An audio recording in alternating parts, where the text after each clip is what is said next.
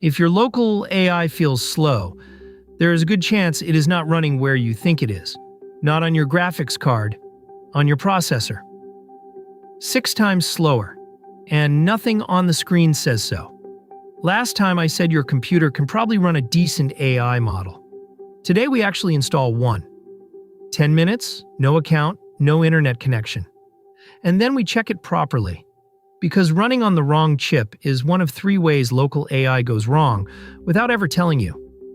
It does not crash, it just quietly gets worse, and you assume that is how fast your computer is. Let us fix that. 2 programs do this job. One has a window, buttons, and a chat box. The other is a single line you type into a terminal. Start with the one that has a window. You can always add the other later, and I will show you both. Download it from the developer's own site. Not from a mirror, not from a link in a comment. This is a program that will read everything you type into it. So the source matters more than usual. Install it like any other application. Nothing to configure yet. When it opens, it is empty. There is no model in it, and that is the next part. Quick recap. Because this decides everything that follows. The memory on your graphics card sets the size class you can run. 8 gigabytes, a 9 billion parameter model. 16, something in the 12 to 14 range. 24, 27 billion, and it reads images too. Leave yourself about 2 gigabytes of headroom above the file size. Not because it will refuse to load. It will load. That headroom is what stops the second error later in this video.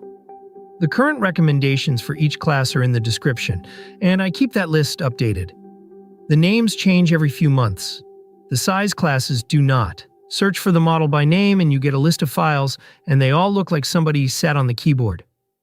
Q4KM. That is not a version number.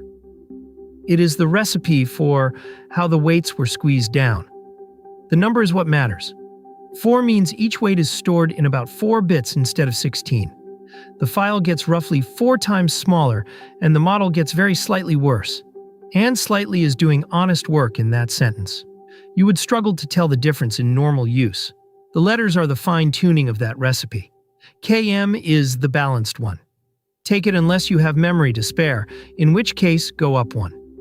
If you are short on memory, going down hurts more than going up helps. Then you press download, and this is the part where you wait. That progress bar is real time, several gigabytes coming down. Go and make coffee. One thing worth knowing while it runs, this is the only download. The file does not phone home, does not check a license, does not need updating. Once it is on your drive, it works forever. Offline, unchanged. Load the model. That takes a few seconds. It is copying several gigabytes onto the graphics card. Then type something. Watch how the answer arrives. Word by word, at a steady pace. That pace is the whole experience of local AI, and it has a name, tokens per second. Roughly 1 token is a short word or a piece of a longer one. Anything above about 20 tokens a second reads faster than you do and feels instant. Below 10, you sit and watch it think. It is the difference between a tool you reach for and one you avoid. Remember that number. In a minute, it is going to tell us something important. The other program has no window at all. You type 1 word, the name of the model, and it fetches it. Same file, same download, no interface. When it finishes, you type your question on the same line, and the answer comes straight back. Why bother if the first one already works? 2 reasons. It starts instantly and it stays out of the way, so it is what you want once this stops being an experiment. And more importantly, for the next few minutes, it will tell you the truth about what your machine is actually doing. There's a switch that prints the timings after every answer. Turn it on. You get the number I just asked you to remember, tokens per second. Measured, not guessed. That is the tool we need now, because everything from here on is about failures that do not announce themselves. Here's the same question asked twice with the same model. Watch the first one. The answer lands almost immediately. The timings say 182 tokens a second. And there is a second command here, and this is the important one. It asks what is currently loaded and where it is running. It says 100% GPU. Now the same question again. Same model, same words, one setting changed. 29 tokens a second. 6 times slower. For an answer that is 3 words longer. And look at where it is running. Most of it is on the processor now, not the graphics card. Nothing failed. No warning, no error, no red text. It just got 6 times worse and did not mention it. That is error 1. Some of the model did not fit on the card, so the rest went to the processor. And the processor is not built for this. Error 2 is the same symptom with a different cause, and it is the one that catches people who did everything right. You did not change a setting. You just picked a model that was slightly too big. It loads, it answers. It is simply slow, forever, and you assume that is how fast your computer is. There's one place it shows. Look at the memory column across those 2 runs. It goes up. That sounds backwards, but it is not. When part of the model gets pushed onto the processor, it has to be held in ordinary memory as well. So the moment work moves off the card, that number climbs, and the location column flips. Those 2 together are the fingerprint. The fix is the headroom I mentioned earlier. Leave about 2 gigabytes above the file size, for the working space the conversation needs. If it is close, drop 1 size class.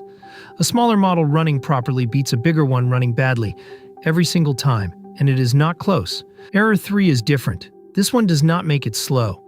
It makes it forgetful. Every model has a context window, how much of the conversation it can hold at once. Run out. And the beginning quietly falls off the back. You ask about something from 5 messages ago, and it has no idea what you mean. Here's the part that surprised me. Ask the model what it can do, and it says 256,000. Ask what is actually running, and it says half that. 2 commands, 2 numbers. Same model, same screen, and nowhere does anything tell you there is a gap. It is not a bug. The program picks a default that fits comfortably on your hardware, and being cautious is reasonable.